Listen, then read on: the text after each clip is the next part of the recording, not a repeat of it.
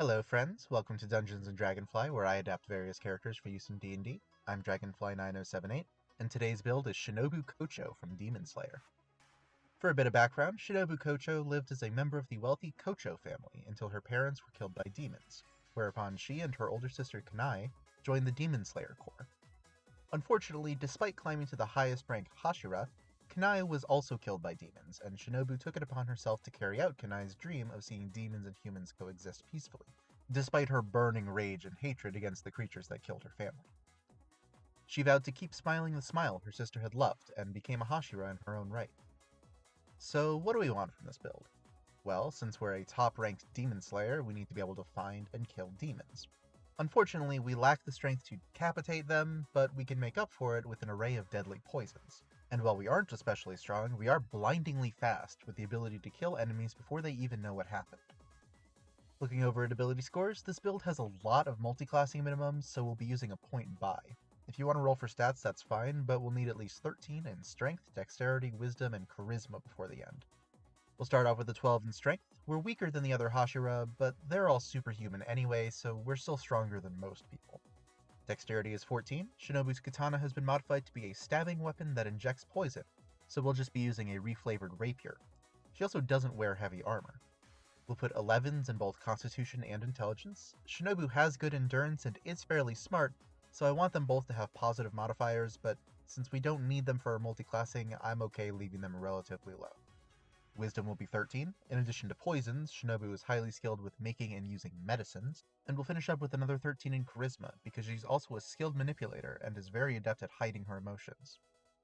Shinobu is a human, and the Demon Slayer abilities come from training and breathing exercises that, hypothetically, anybody could learn, so we're not using the variant human this time. Also, we need good stats across the board, so +1 to all of our ability scores is more useful in this instance. For our background, the Demon Slayers are dedicated to the eradication of demons, so we'll go with Knight of the Order. We get proficiency with Persuasion, and we'll switch out our other skill for Medicine and our gaming set proficiency for the Herbalism kit. We need a wide range of skills, and rogues get those, along with proficiency with light armor and rapiers, so we'll start there. Rogues get 4 skills from the rogue list, take Athletics, Deception, Intimidation, and Perception. 2 of our skills use double our proficiency bonus thanks to Expertise. My picks there are Medicine to heal our allies, and Athletics to still be superhuman even with our low strength. We also get Sneak Attack, letting us deal extra damage with a ranged or finesse weapon once per turn, as long as we had advantage on the attack roll, or we had an ally within 5 feet of the attack target and didn't have disadvantage. Since we're taking 4 levels of rogue, our sneak attack damage will be 2d6. Second level rogues get Cunning Action, letting us dash, disengage, or hide with our bonus action. Dash is the main use for this since we generally want to be in melee with the enemy, but disengage and hide can be useful if we need to use some hit and run tactics. Shinobu specializes in killing quickly, so we're going to make her an assassin. We get proficiency with the Poisoners and Disguise kits, and we get advantage on attack rolls we make against any creatures that haven't taken a turn in the current combat. Also, if we hit a creature that is surprised, the attack automatically crits. And remember, sneak attack dice are doubled on a critical hit for a bunch of extra damage. For our first ability score improvement, we'll solidify our theme by taking the Poisoner feat from Tasha's. We can spend an hour and 50 gold to make a number of doses of poison equal to our proficiency bonus. Once applied to a weapon, the poison lasts for up to a minute, or until we hit with the weapon, whichever comes first, forcing the creature we hit to make a DC 14 con save. If they fail, they take 2d8 poison damage and are poisoned until the end of our next turn. Additionally, we can apply poison to our weapon using our bonus action, so we can apply and attack in the same turn, and all of our poison damage rolls ignore poison resistance. Moving on now to Ranger, we get 1 skill from the Ranger list. Shinobu is really good at sneaking up on people, so take Stealth. First level Rangers get to pick a favored enemy. In D&D, demons are fiends, but that's not one of our options. Luckily, in Demon Slayer, they have a lot in common with vampires, so we can pick undead. Since we're using the revised version of favored enemy, we get +2 to our damage against our favored enemy, as well as advantage on checks we make to track them or remember information about them. The revised version of Natural Explorer lets us ignore difficult terrain, and gives us advantage on initiative rolls and attack rolls against creatures that haven't acted yet during the first turn of combat. The initiative advantage pairs nicely with our assassin ability, but the advantage on attack rolls is an unfortunate overlap. We also get a bunch of abilities to help with overland travel, like better foraging, better tracking, ignoring difficult terrain, and the inability to get lost except by magic. At 2nd level we pick a fighting style, and dueling is good for rapiers, giving us +2 to our damage if we're using a one-handed weapon and not dual wielding. For our 1st level ranger spells, Jump triples our jump distance per minute, and Zephyr Strike makes us not provoke attacks of opportunity for up to a minute with our concentration. Once during that minute, we can choose to get advantage on a weapon attack during our turn. If we hit, we deal an extra 1d8 force damage, and whether we hit or miss, our speed increases by 30 feet for the rest of the turn. The spell casts as a bonus action, so we can cast it, attack with advantage, then disengage and dash away. It's really a fun little spell, it's a shame only rangers get it. 3rd level rangers get Primeval Awareness, letting them communicate simple ideas to animals and focus their senses to tell if any of their favorite enemies are within 5 miles of them. This is really more Inosuke's thing than Shinobu's, but maybe flavor it as sending some underlings to do some scouting. More relevantly, we can express ourselves as the insect Hashira by becoming a Swarm Keeper, letting us manifest a swarm of butterflies whenever we hit with an attack, either dealing an additional 1d6 piercing damage, moving us 5 feet in any direction, or forcing the target to make a strength save, moving them 15 feet in a direction of our choice on a fail. We also learn a little bit more magic. Mage Hand uses our butterflies to move small objects within 30 feet, and Fairy Fire lights up creatures in a 20-foot cube who fail a dexterity save. For up to a minute, the creatures glow faintly, preventing them from becoming invisible and giving attacks against them advantage. With our 2nd ability score improvement, we'll take the Piercer feat for +1 to our dexterity. We also roll an additional damage die whenever we crit with a piercing attack, and once per turn we can re-roll one of our piercing damage dice. 5th level rangers learn 2nd level spells. All demon slayers get the services of a special kind of talking crow to receive missions, so we'll take Animal Messenger to let us give a message to an animal for them to deliver to a creature that matches a description we give. We'll also pick up Enhanceability for some special breathing exercises that give us advantage on checks using the ability of our choice. If we pick Strength, our carrying capacity also doubles. If we pick Dexterity, we don't take damage from falls up to 20 feet. And if we pick Constitution, we get 2d6 temporary HP. 5th level Swarm Keepers get Web, which conjures a web in a 20-foot cube, obscuring the area as well as making it difficult terrain. Any creature that starts its turn in the web or moves into it has to make a Dexterity save to avoid being restrained. If they fail and they are restrained, they can use their action on later turns to try to escape with a strength check. We also get extra attack to attack twice with the attack action instead of once. To round off our ranger levels, we get Greater Favored Enemy, and this is where we can pick Fiends. We get the same benefits towards Fiends that our original favored enemy gave us for Undead, but the damage bonus against both is boosted to +4, and we get advantage on saving throws against spells and abilities used by Fiends, to protect us from the nastier demons' blood arts. Next, we'll jump over to Fighter for another fighting style. Mariner boosts our AC by 1 and gives us climbing and swimming speeds as long as we're not using a shield or wearing heavy armor. The Demon Slayer uniform is apparently some form of special cloth that is more durable and protective than normal, so I'm going to call it Pride Silk from the Explorer's Guide to Wildmount, which is basically just reflavored leather armor.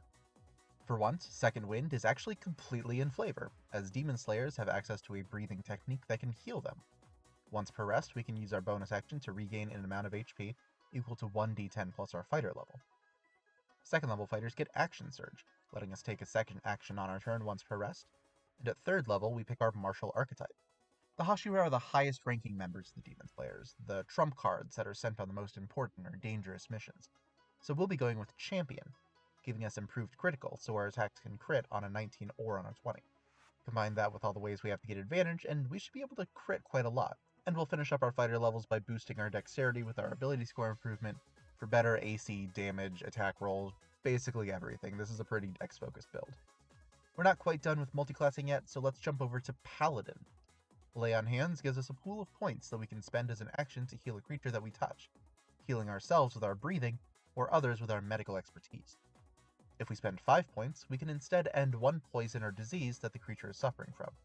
The pool contains a number of points equal to 5 times our Paladin level and refills on a long rest. We also get Divine Sense to help us find our enemies, a number of times per day equal to 1 plus our Charisma modifier. We can use our action to sense the presence of undead, celestials, and fiends within 60 feet. Like the Ranger's Primeval Awareness, this is really more Inosuke's thing, but I'm not complaining, we need ways to find the demons that we're hunting.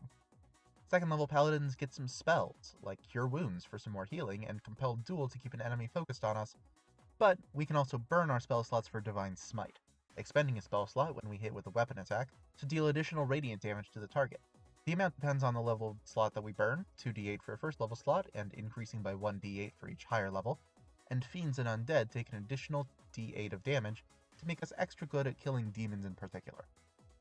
The Demon Slayer katanas can canonically hurt demons because they absorb sunlight, so I'd say it fits. We also get one more fighting style, and we'll go nice and simple with defense to get +1 AC as long as we're wearing armor. If you don't think Pride Silk counts as armor and not just extra durable clothes, then switch to the studded leather for an additional +1. At 3rd level, we become immune to disease, though not to poison, so be careful when poisoning your weapon, and we take our Sacred Oath. The Oath of Treachery is unfortunately not especially in flavor for Shinobu, but I really want one of its channel divinity options. With Poison Strike, we can conjure a special poison on our weapon once per rest using our bonus action.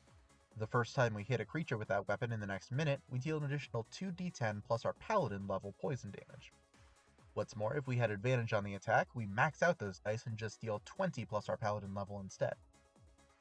The wording on the ability is a little weird. It says the damage is dealt immediately after the attack, so it's a little bit iffy if the damage is doubled on a crit, and if you decided that it does, then there's another issue, because if you have advantage, it says you deal 20 instead of rolling 2d10, so if it's a crit, it might be counted as a flat amount of damage and not be doubled, but that would also mean that it doesn't ignore resistance to poison damage with the Poisoner feat, since that says your damage rolls ignore resistance, so it's a little bit of a mess, but it's still a bunch of extra poison damage, so I think it fits.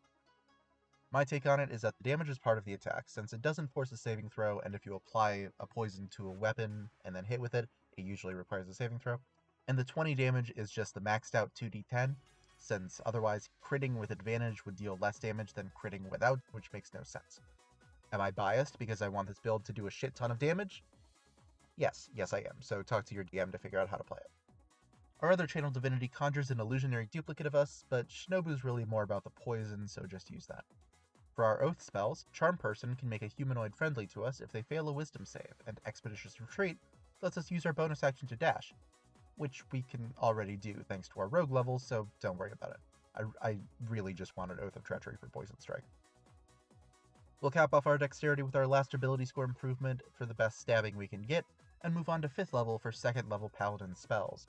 Lesser Restoration and Protection from Poison both help our medical skills, and Aid increases the HP of up to 3 creatures by 5 for 8 hours without concentration. This actually increases their maximum HP, so it does stack with temporary HP, and it can be healed if they get hurt. We already established that Shinobu doesn't really do the whole duplicates thing, so while Mirror Image is a good spell in general, I'm really more interested in getting invisibility for her ridiculous stealth skills. And finally, our capstone is the 6th level of Paladin for Aura of Protection, giving us and our allies within 10 feet of us a bonus to all saving throws equal to our Charisma modifier, which at this point should be +2. Now that the build is complete, the question becomes, how good is it? Well, we have insane burst damage.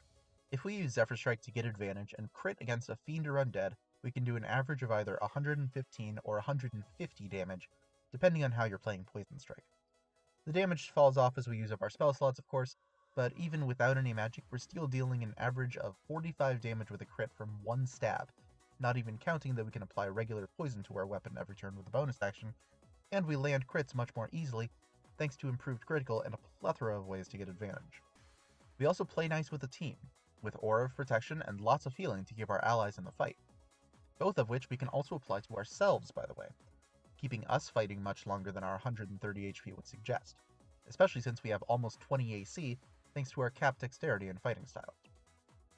On the other hand, poison is great in Demon Slayer, but in D&D it's really bad.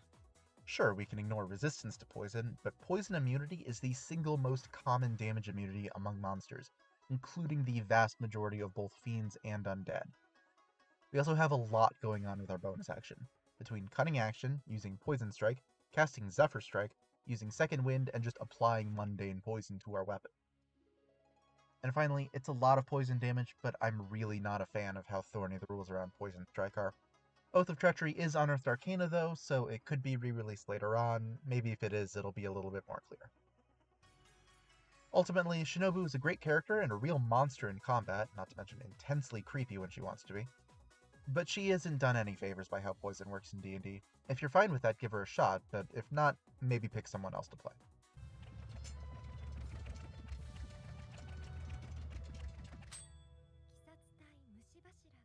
胡蝶忍。